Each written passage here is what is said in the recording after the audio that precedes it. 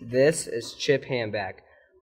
I was born in Central Illinois and went to high school there. And when I was about just a little bit older than you guys, and I left high school, I joined the Navy.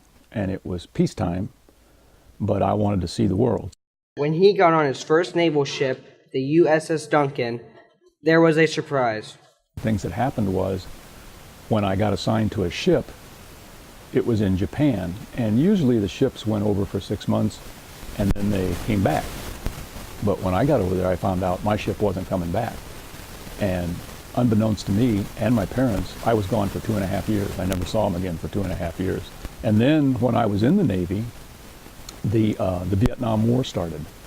And so while I was never in any combat, we did support aircraft carriers off the coast of Vietnam who were bombing, making bombing runs and then coming back to the aircraft carriers. And I was on a destroyer, which was a little ship.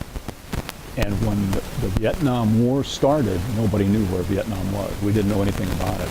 We had to go down to the chart room where they had the maps and look at it to find out even where it was.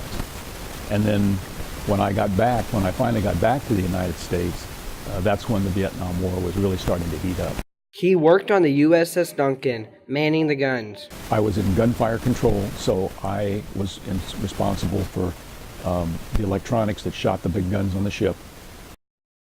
While he was in the Navy, he got to see many fascinating places. And for me, it was really interesting because I'd never been much outside of the state of Illinois before I joined the Navy.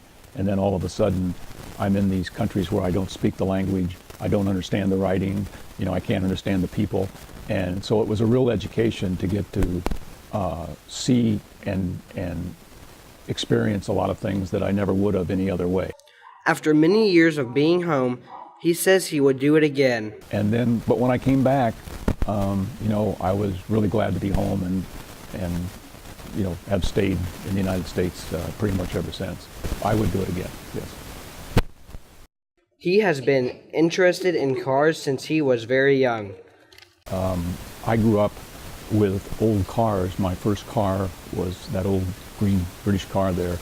And I guess I've always just liked cars and been attracted to them. And so now that I'm retired, a friend of mine and I have bought old cars. Like we bought this car out of a barn in Kansas, and also that white one over there. And so what we're doing is we're finding old British cars and just kind of bringing them back, getting them back on the road again. This green car is a 1952 MGTD that he bought when he was a junior in high school in 1960. He drove it until he went into the Navy. This is Campbell Hanback, WBHS 9.